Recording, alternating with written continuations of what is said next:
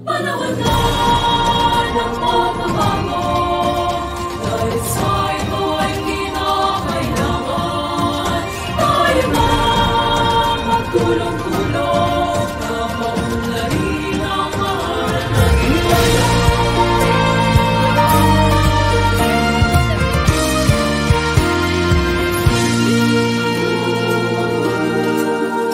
Panahon na ng pagbabago, dahil sa ito ay kinakailangan tayo na magtulong-tulong na paunlarin ang mahal nating bayan.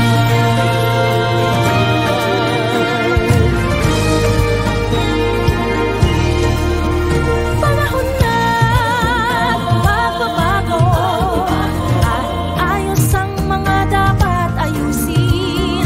Dapat lang maging tungkulin ng bawat mamamayan dito sa atin. Yan ang pagbabago patungo sa pag-asenso, magsikap ng mabuti at nang kuminhawa tayo. Bagong malaki natin sa mundo at ipamalas ang bagong Pilipino at bagong Pilipinas. Panahon na ng pagbabago, huwag pilitin natin ang sarili natin at nawala na ugaling, dahil sa iba sa atin ang lalim. Panahon na ng pagbabago, at magmunan sa kahit anong larangan. Ang tagumpay ay karangalan. Alay o ihandog natin sa bayan. Ganong ulit nang napatunayan ng Pilipino ang husay at takas, kagandahan at talento. Makipagpaligsahan kahit anong oras, bagong Pilipino at bagong Pilipinas.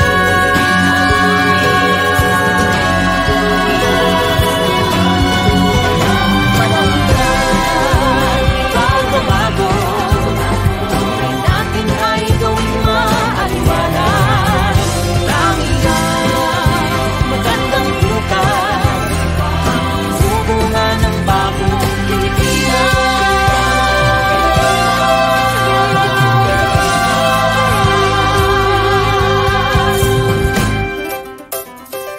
panahon na. So ito mga kaibigan, pag-usapan natin ito, okay? Again, magandang araw po sa inyong lahat at welcome back po sa aking channel. Pag-usapan po natin itong dagdag komento na inaprubahan po sa Senado, yung 100 pesos, no, mga kaibigan. So yan ang pag-usapan natin ngayon. And pakita natin yung pakita po natin itong ating screenshot. Asan na yan? Okay. Ito nga ba? Yeah, ito. Yan. So, okay. So, sabi dito mga kaibigan, ay ito ha. So, in-screenshot natin yan eh. Yan. Yan. So, nakuha natin dito sa GMA News mga kaibigan. Breaking news. Sabi rito, with 20,000 votes, Senate approves on third and final reading a bill increasing the minimum wage of workers in a private sector by 100 pesos.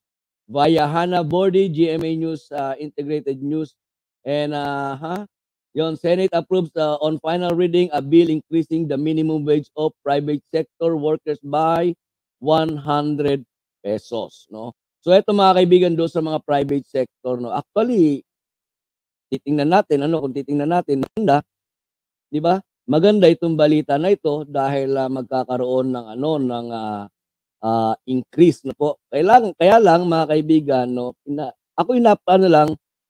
bigla lang pumasok sa isipan ko kanina. Hindi po kaya masyadong malaki yung 100 pesos, no, mga kaibigan. 'Di ba?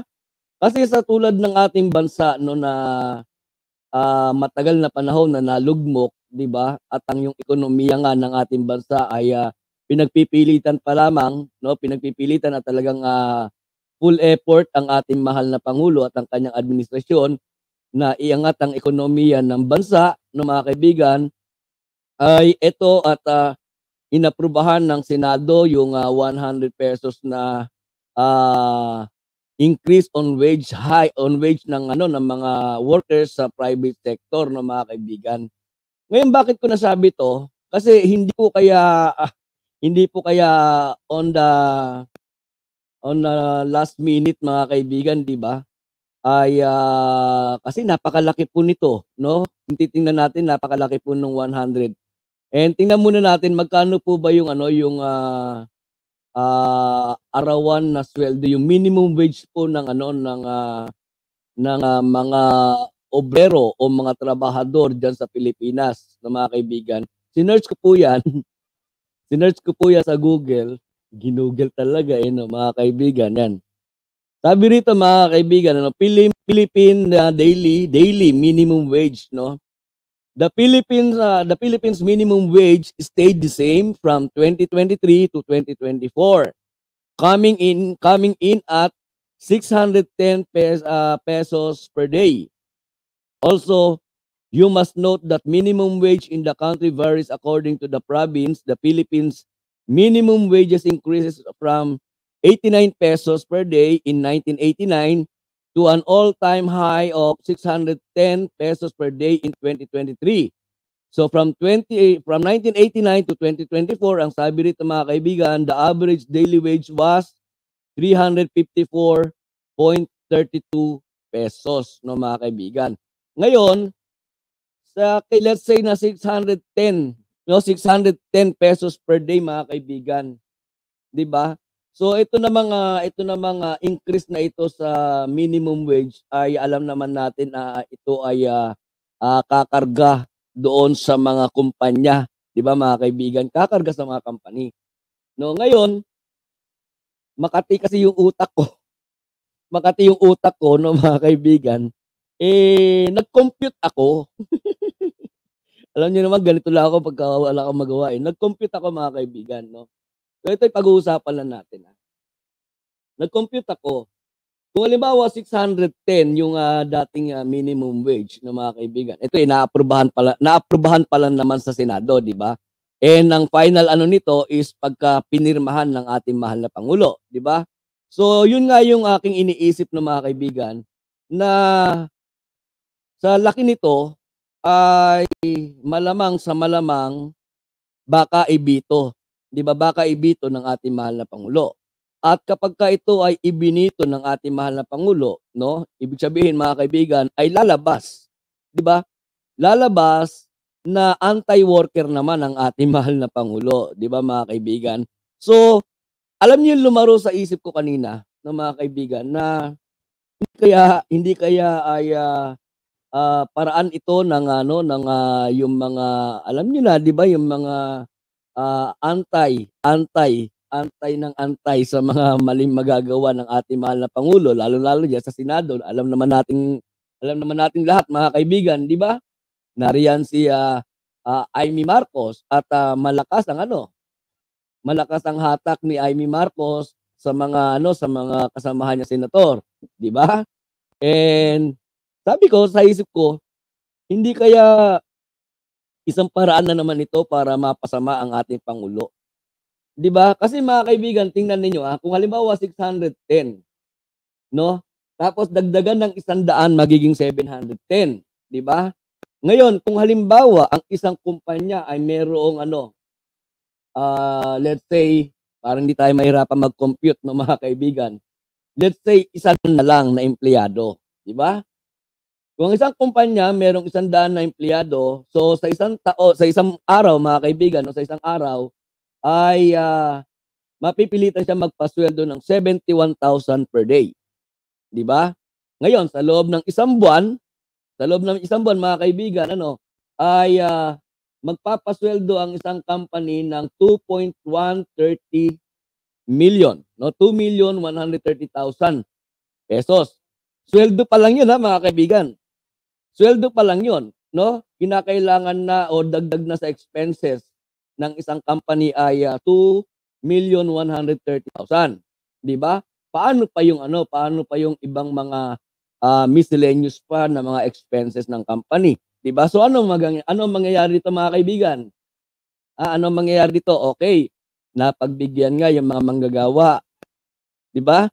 Napagbigyan yung mga manggagawa. Pero dahil sa sobrang taas, maaapektuhan naman ang mga kumpanya. Kapagka hindi na kinaya ng mga kumpanya, ano ang mangyayari? There's the possibility na magsasara yung mga kumpanya, 'di ba? O kapagka nagsara yung mga kumpanya, like for example, yung binigay nating halimbawa na merong 100 na empleyado, so meron na namang 100 na magiging mawawalan ng trabaho, 'di ba mga kaibigan?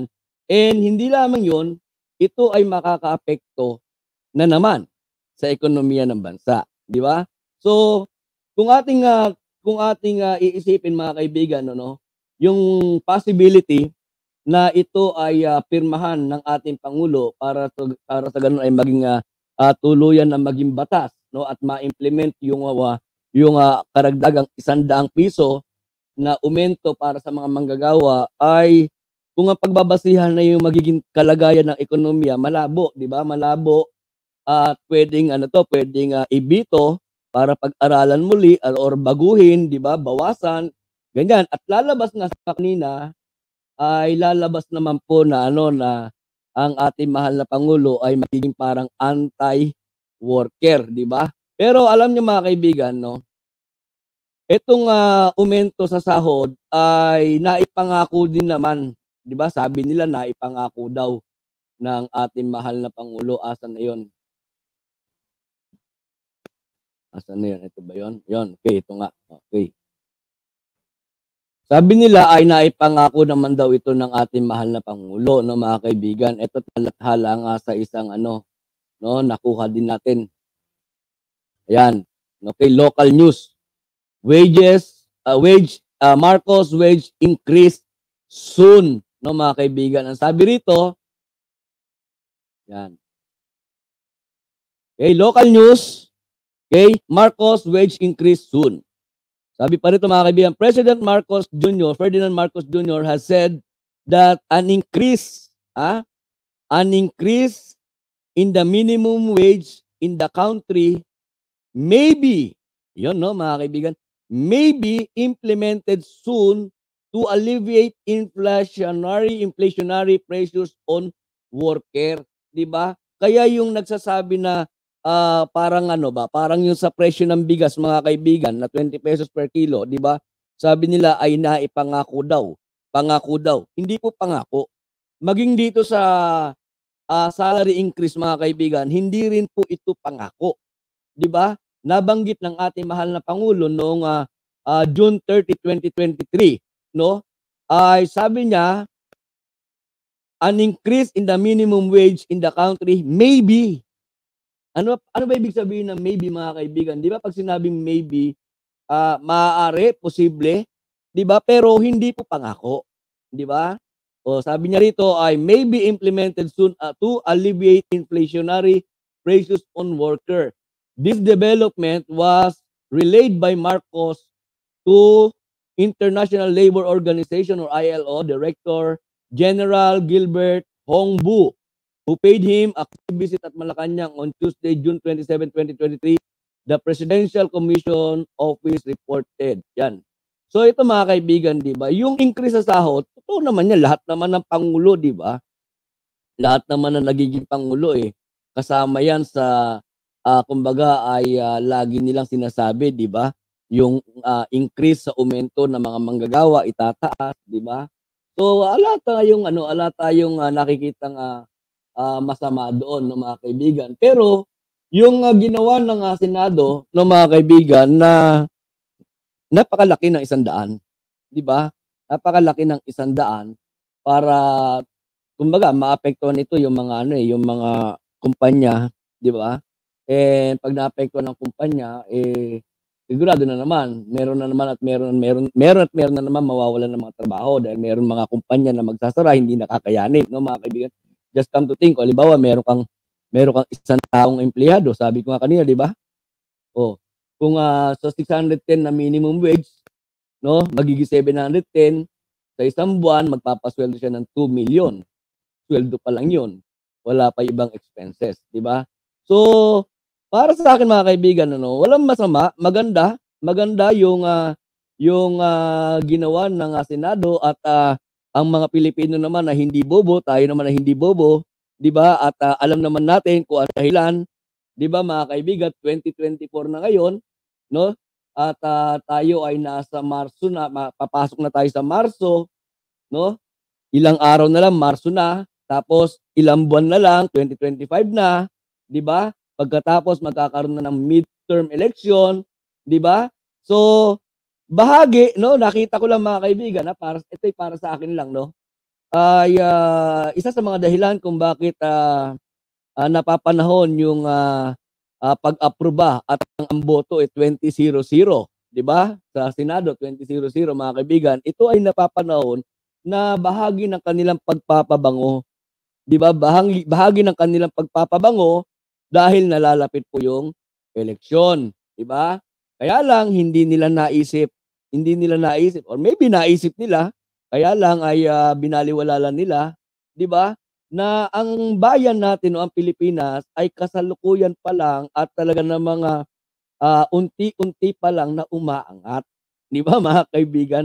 Bakit natin nasabing unti-unting umaangat at napakabagal ng pag-angat? Kasi nga maraming nakasabit, 'di ba? Maraming mga nagpapabigat, no mga kaibigan. So para sa akin, ito naman ay aking personal opinion lang na mga kaibigan. Hindi po akma yung 100, di ba? Siguro kung babawas na talagang pag-aaralan din nila yung mga magiging expenses ng mga kumpanya na nagpapasweldo, di ba, dito sa mga trabahante, nagbibigay ng trabaho sa mga Pilipino, siguro mas maganda na doon lang sa level na magpapanagpo sa gitna, di ba mga kaibigan, na napagbigyan yung mga manggagawa at the same time ay kahit papano ay hindi naman aaray yung mga may-ari po ng mga kumpanya, no mga kaibigan. So yan po yung ating opinion dito sa inilabas na desisyon na galing po sa Senado na kung saan ay merong ang karagdagan na 100 pesos doon sa minimum wage, no mga kaibigan, daily minimum wage ng mga trabahante. Kung meron po kayong mga dagdagang mga opinion or saloobin tungkol po dito sa issue na ating pinag-usapan ngayon, ay wag po kayong mag-atubili na mag-comment diyan sa comment section, no mga kaibigan, and wag niyo na rin pong kalimutan na mag-like and share, no mga kaibigan.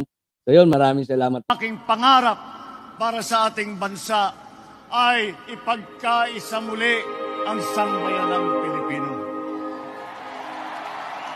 Ipagpatuloy natin ang ating nasimulan ngayon. Nang sa ganun, ang Pilipinas ay pararatingin natin hindi sa ating pinanggalingan, kung hindi ay papasikatin pa natin ang ating mahal na Pilipinas. Para tayo ay haharap sa buong mundo at sasabihin muli natin at isisigaw natin sa kanilang lahat, ako ay Pilipino, taas noo kahit kanino.